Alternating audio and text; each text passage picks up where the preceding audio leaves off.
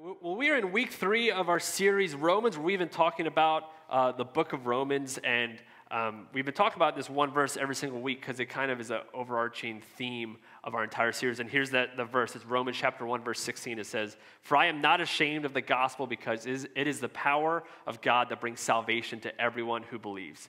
Really, the book of Romans helps us to understand the gospel more so that we can be bold in our faith through the gospel. That's what it does. So today we're actually going to be talking from Romans chapter 10. So if you have your Bibles or your Bible apps, you can open up to Romans chapter 10. I encourage you to bring your Bibles every week, especially during this series as we look through the book of Romans.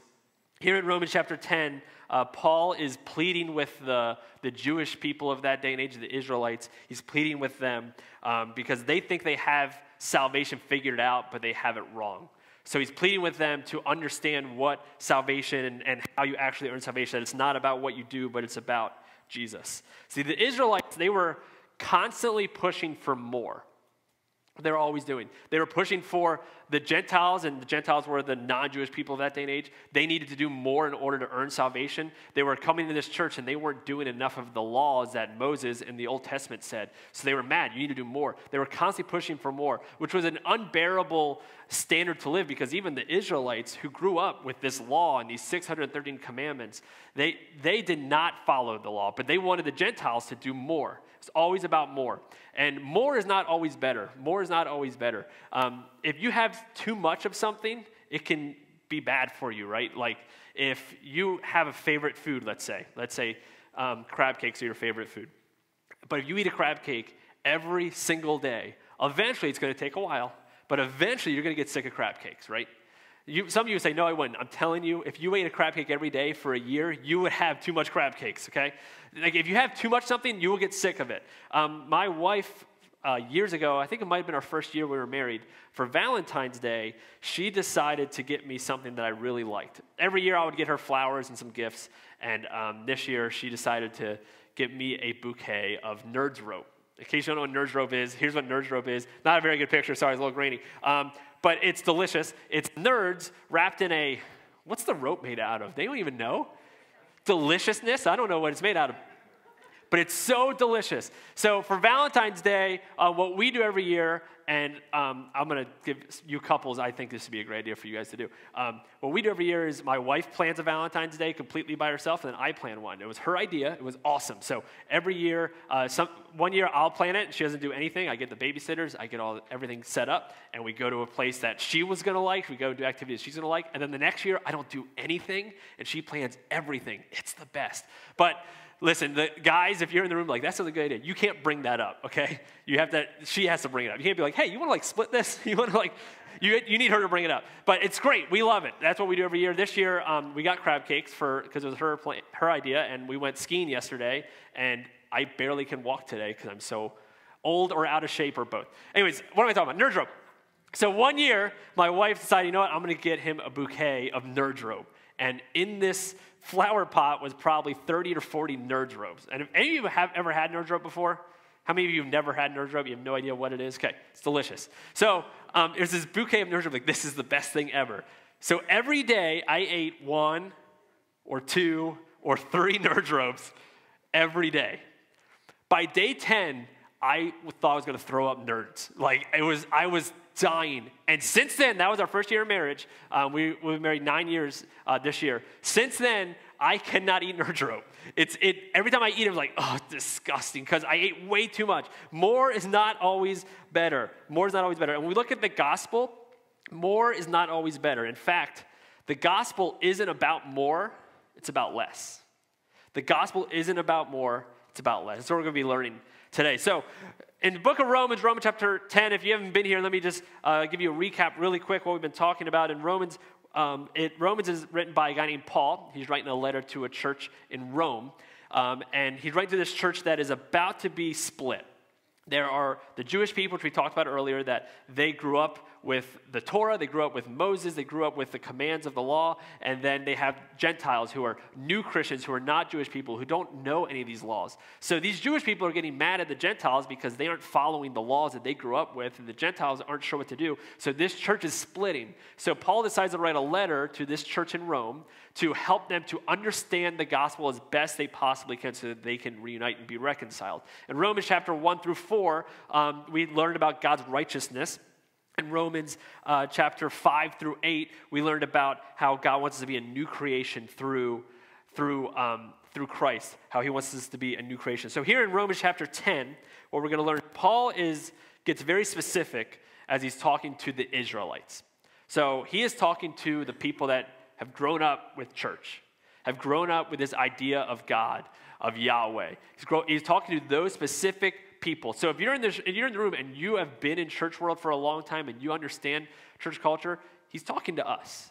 And if you haven't, you're going to learn a lot about what the gospel really is. So Romans chapter 10, we're going to start in verse 1.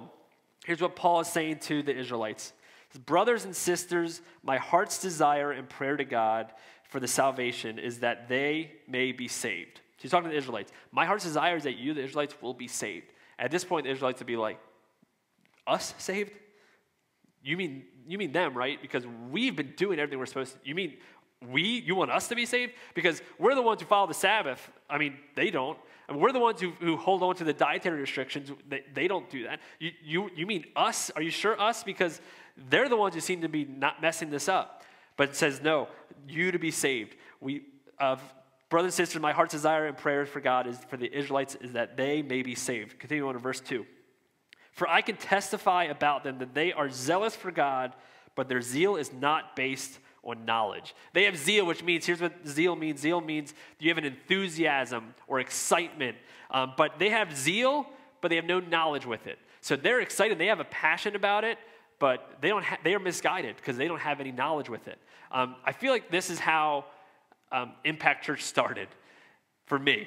Like, I had all this passion and desire, I couldn't wait, and I had no clue how to start it. Like, I had no clue what I was doing, and I still honestly feel that way. Like, I'm still learning as I go. But the Israelites here, they have all this passion, and Paul is saying, passion is great, but when you don't have knowledge along with your passion, then you are misguided. Just because you're doing a lot doesn't mean you're accomplishing a lot. Verse 3, since they did not know the righteousness that comes from God and sought to establish their own, they did not submit to God's righteousness. See, the Israelites, they simply cannot let go of the fact that they have to do something in order to earn salvation. They can't let go of it. They can't let go of the idea that they have to follow the law and that the law is really what saves them. They cannot let go of it, that they have to earn stuff. See, they grew up with the Old Covenant. And in our Bibles, it's called the Old Testament. They grew up with the Old Covenant. And if you read the Old Covenant, there's 613 different commands that they had to follow. 613 commands. The Old Covenant was designed for a specific group at a specific time. It's for the Israelites at that time. When Jesus came, he finished the Old Covenant. He didn't say the Old Covenant was bad. There's nothing wrong with it. It's just over. It's complete because Jesus came and brought us a new covenant. We don't follow the 613 commands. In fact, we don't even have to follow the 10 commandments. You know that, right? Because we have a new covenant. The new covenant says we love God and love others. Now, it's hard to not follow the 10 commandments when you love God and love others. He actually takes all the 10 commandments and puts into one command. You're not going to murder somebody if you love them, right? And you're not going to have another God before you if you love God. So Jesus actually takes all of those commandments, the 613, those 10, and makes it into two simple ones. Love God and love each other. So these Israelites were stuck with this old covenant that all of their ancestors followed, that all their history said, and they are having trouble changing. And the reason why is because change is hard. You know that, right? I know that. Change is so hard. This week I was talking to, last week I was talking to a guy named Dan Koch. My brother and I do a podcast, and we were talking about stuff with end times and Left Behind, some of that kind of stuff. And one thing that got brought up is there's these people that would prophesize about when the world's going to end. And they would say a date, like in 1996, at the end of Obama's term. All this stuff that people would actually prophesize that the world is going to end, the rapture is going to happen at this time. And then that time would come, and it wouldn't end, and they would say, well, we misunderstood and we go this way. And we were talking about how people can still follow a prophet who tells you the world's going to end, gets it wrong, and then just changes their mind and says something else. Like, why would someone keep doing that? Like, why would somebody stay in a cult when there's all these red flags of why you shouldn't be? And here's what we learned, and psychology tells us this, that we like to justify something instead of changing. We hate admitting we were wrong, so we would rather justify it to an extreme extent in order to make sure that we are still in the same path. So people will follow prophets that are found out to be false way beyond when they should because they justify it because they don't want to be wrong. And before we knock all those people, we do the exact same thing. I'm going to give you some examples. You ready? If you were here and you voted for Obama 4 years ago, you voted for him about certain, then I'm not going to do anything political, okay? So no, everyone right away got, oh no, I'm not getting political, okay? But let's say you were here and you voted for Obama, and you liked Obama. But when he does drone strikes and he sends more people back at immigration and sends more people back to their countries than Bush ever did, you justify it, even though you didn't vote for him for that reason. Why do you justify it? Because you like him. If you're a Trump fan and he says stupid stuff, you justify it. Why? Because you like him. We all do it. All of us justify it. We all do it. I'm not knocking any single person. What I'm saying is all of us will take something and we justify it because we don't like to change. We don't like to admit that we are wrong. The Israelites right here are doing the exact same thing. They don't want to admit that they are wrong. They don't want to admit it. So they are justifying, no, I got to stick with the law. I got to stay with that. It's still about the law. I still have to be careful about that. That's what we all do that. See, the Israelites were trying to make their own man-made righteousness, the thing that saves them. That's what they were trying to do. We do the same thing. See, many of us, we pursue good deeds thinking that it will atone for our past. We feel better about ourselves when we've had a better week, when we've been good that week, whatever your definition of good is. We feel better about ourselves and we justify it and we feel like, okay, these good deeds, I know God saved me, but these good deeds are atoning for what I've done. We do that because we all want to justify, and the Israelites were doing the exact same thing. I mean, here's something that I do, and maybe it's just me, but for me, if I have a bad week, or let's say I have a bad day where I was impatient with my wife, I was impatient with my kids, I was mean to somebody. I did stuff that I know I should not have done. I sinned, and I know I did. The next day, I have trouble reading my Bible that day. That's just me. I have trouble praying that day. You know why? I feel like, well, God knows what I did yesterday. I don't feel like I can just go right in. And what I'm doing is I'm subtly telling myself it's a little bit about the good deeds that I do. That's what I'm doing. Or maybe during the week, I'll have a bad week, and I didn't read my Bible very consistently. I didn't pray. When I come here, it's hard for me to raise my hands and praise and worship. But if I've had a great week, it's really easy for me to get into worship. Maybe that's just me. But if you're like me, know what we're subtly saying? It's a little bit about what we do. I know it's Jesus, but when we're good, like, it's easier. See, the opposite should be true. If we've had a terrible week, we should be praising harder on a Sunday because we understand what we did, how much we screwed up last week, and that God still loves us even despite what we did last week. We should be praising even harder because of it. But that's what the Israelites are stuck in. We do the exact same thing. Continuing on in verse 4. As Christ is the end of the law, so that there may be righteousness for everyone who believes. So that's the race that the Israelites are living of the law, the race that we live about doing good deeds. The race of that ends with Jesus. He is the finish line. He is the finish line. They wanted to do it themselves. They wanted to make sure that when they do good things, they follow the law, that they are in God's will. And know what this is? This is a desire for control. I want to be in control. And it's hard to release control and allow the God of the universe to completely take over. So when we do good things, we start to feel like we have a little more control. The Israelites here, they want to have control. We do the same thing. You know what this is? Childish. This is what my kids do. My kids come up and say, no, I can do it. I can open that. No, I can do that. And I'm like, no, you can't. I know you can't. Go ahead, try. And they'll try to open something and like, yeah, I'll do it for you now, right? That's childish. We desperately want control. And when we start to say, okay, you know what? It's not about what I do. It's solely about you. It's not about how good I am. How good I am doesn't make me a better follower of you. All it is it's all about you. When we start to do that, when we start to make it about our good deeds, then we're trying to say, I want control. And the reason why a lot of us have trouble not making it about our deeds is because it's hard for us to give up control. It's hard for us to lead, because if we say, no, it's all about you, then I have to fully trust you. And I have to trust that you are the one that's in control, that you are the one that is in power. We all have trouble doing that. So Paul, to convince the Israelites even more, he starts quoting the Old Testament at them. He starts quoting the law of Moses. Here's what he says in verse 5. Moses describes in this way the righteousness that is by the law. The man who does these things will live by them. The person who does these things will live by them. Paul is telling them that, listen, you aren't even reading the law correctly. You aren't even doing it. You're taking verses out of context to help you.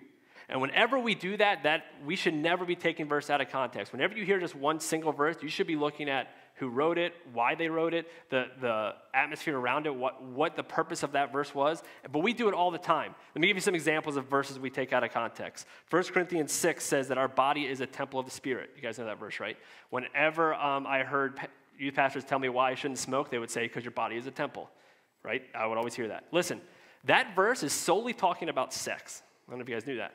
It was about sexual sin. It wasn't talking about how you should be healthy. There are other verses in the Bible that do talk about our health. That's not one of them. So it's misquoted. So if someone eats fast food, you can't say, hey, your body's a temple. It has nothing to do with that. It's misquoted. Another verse I hear all the time is misquoted. Ephesians chapter 5 says that wives submit to your husbands. You ever heard that one? Wives submit to your husbands. It's a way for make sure the wives submit to your husbands. And the Bible does say that, wives submit to your husbands. But they never talk about the verse right before it that says that you should submit to each other, as in both of you should submit to each other. Then the wives should submit to their husbands. Then talks about the husband and says, and husbands, you should love your wife the way that Christ loved the church. And the way Christ loved the church is Christ gave up everything and died for the church. That's how you should love your wife. Wives submit to your husband in that culture was like, yeah, of course, I legally have to, or he can murder me. Like that is what would happen. But saying, hey, husbands, you need to also submit to your wives, back then was like, no, I don't. They're my property. But yet I hear all the time people say, no, hey, she's supposed to submit to me. It's like, yeah, dude, you haven't read the whole thing, you idiot. Like, read the whole thing, right? You can't take verses out of context. I heard a pastor say it this way. If you take the text out of context, all you have left is a con. Take the text out of context, all you have left is a con, right? So, you like that? So, you got to keep it within context. See, the Israelites here, they are abusing the law by taking it out of context. So Paul flips around on them and he quotes Leviticus 18 verse 5 here. This is actually what Leviticus 18:5 says. It says, keep my decrees and law, for the person who obeys them will live by them. I am the Lord. So he says, listen, guys, if you want to live by the law, that's fine. The score you have to now get is 100%. The second you get one of these wrong ever, you've failed the test. And you're done. You cannot be saved. You want to live by the law? Fine. 100% is the only score you are allowed to get. Then Paul continues using Moses' own words, and he starts quoting Deuteronomy chapter 30. Continuing in verse 6, he says, but the righteousness that is by faith says, do not say in your heart, who will ascend into heaven? That is, to bring Christ down. Or who will descend into the deep? That is, to bring Christ up from the dead. But what does it say? The word is near you. It is in your mouth and in your heart. In Deuteronomy, Moses is talking to the Israelites that are about to go into the promised land. And basically what he's telling them is that you have everything you need. Before you're about to go into the promised land, you have everything you need. And Paul is saying the exact same thing to the Israelites of this time, and he's saying the exact same thing to you and to me. He quotes Deuteronomy, he says, who will ascend into heaven? That means God has already come down from heaven to you. You don't need to go to the heavens to get him. God already came down to you. And who will descend into the deep? He's saying, Jesus was already raised from death to life for you. You do not need to do that. The work has been done for us. We don't need to follow the law in order to make sure that it accomplishes what it needs to. All we need to do is trust that God is who he is. We have to trust it. But how do we trust it? Well, Paul tells us. Continue on in verse 9. If you confess with your mouth Jesus is Lord and believe in your heart that God raised him from the dead, you will be saved. For it is with your heart that you believe and are justified, and it is with your mouth that you confess and are saved. That is how you trust. All of us need to be saved. There's not a single person in this room, there's not a single person in this country, in this world that does not need to be saved. We all need to be saved. And the reason why we all need to be saved is because we all have the same exact problem. We do not measure up to the standard. We all have the same problem. If you're here and you're not a follower of Jesus, this isn't even have anything to do with the Bible. You don't measure up to your own standard. You have your own morals, you have your own beliefs, right? And you don't even measure up to that. None of us measure up to what we're supposed to be. None of us do that. And here's what a lot of us think in this, especially in this day and age that we live in our culture. We think that as long as we have every good intention and believe wholeheartedly about something, then that's enough, and that's our way. That's all we need. If we want to be saved, as long as we believe really hard about something, then we believe it. We believe that there's multiple different ways to get up this mountain.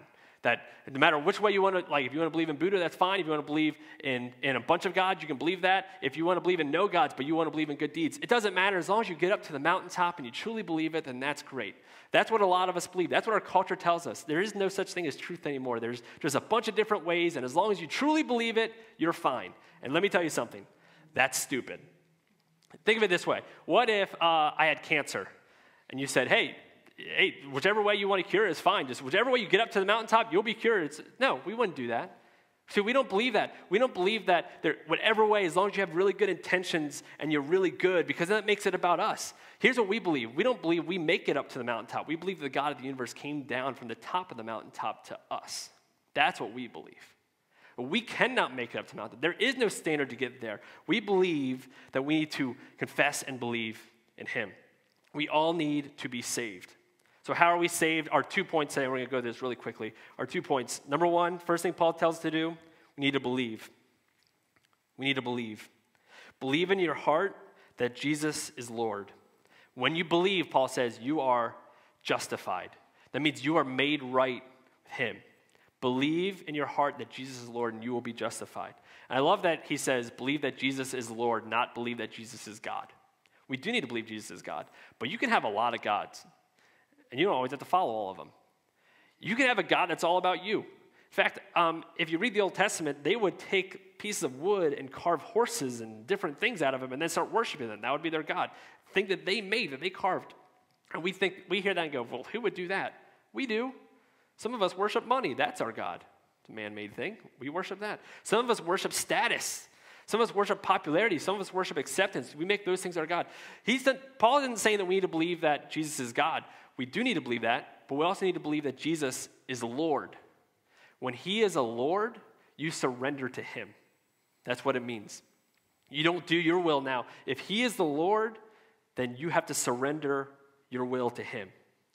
So you can have a God that you don't surrender to. But if you believe that Jesus is your Lord, you will surrender to him. Number one, we believe. And number two, we confess. We confess.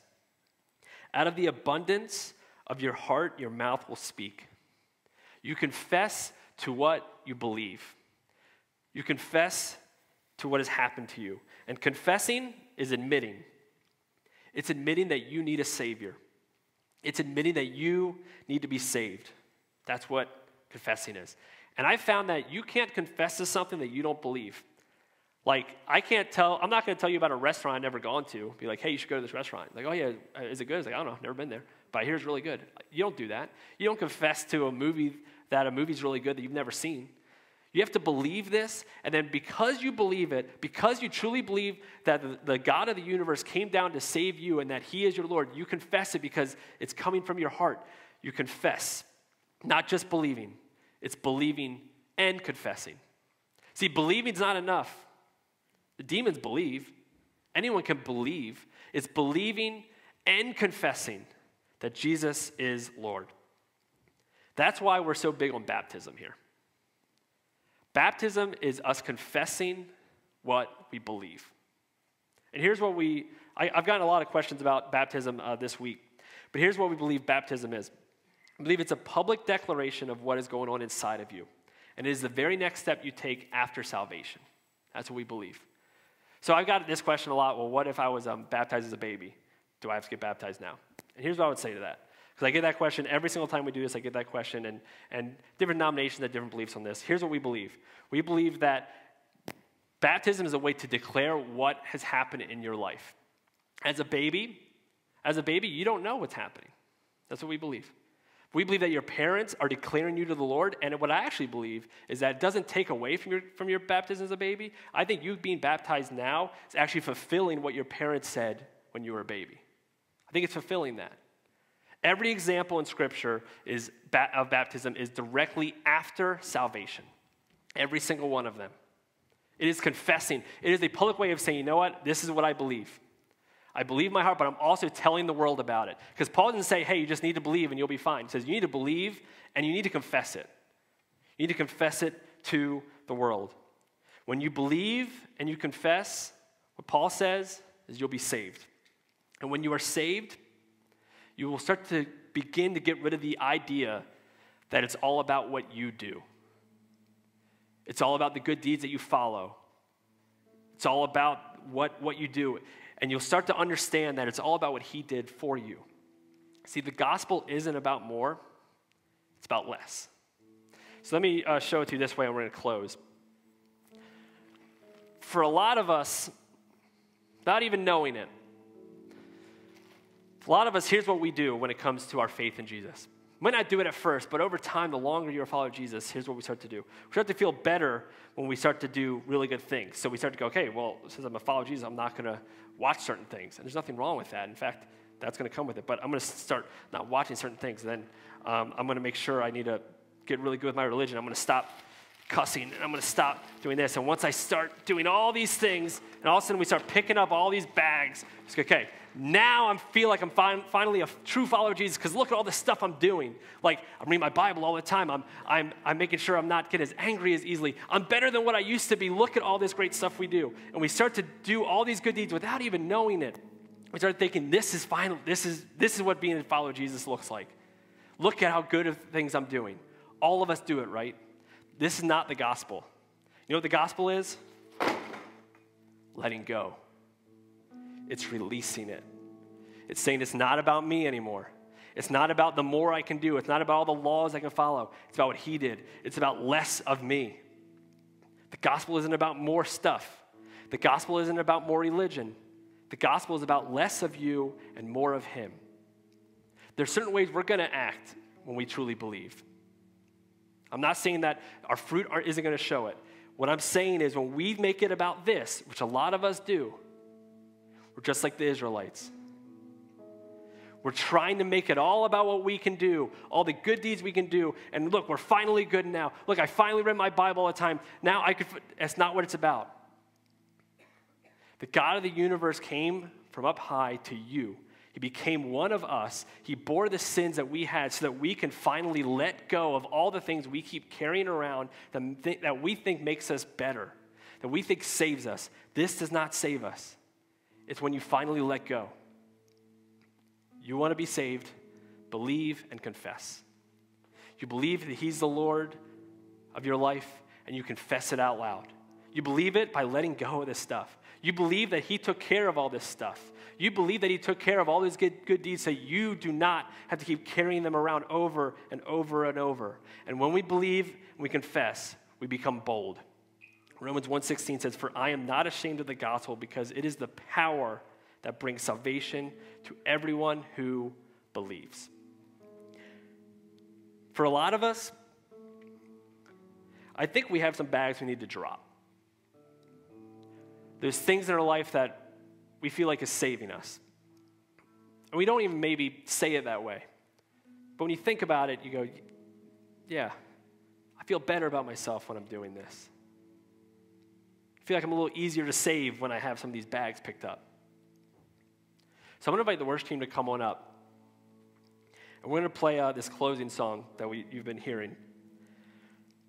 And what I want to do, I want to give you the opportunity while this song is playing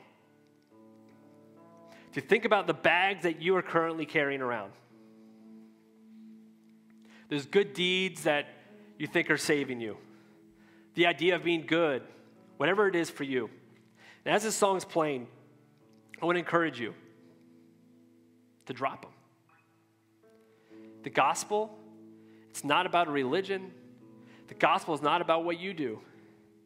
The gospel is about what he did. It's not about more. It's about less. So I want you to take this time as we sing, and I'm going to invite you to stand. I want you to take this time to pray to God, to sing to God, to ask him to make it less about you and more about him. Because the gospel is not about this. It's about him. Let's stand. Let's sing this song together.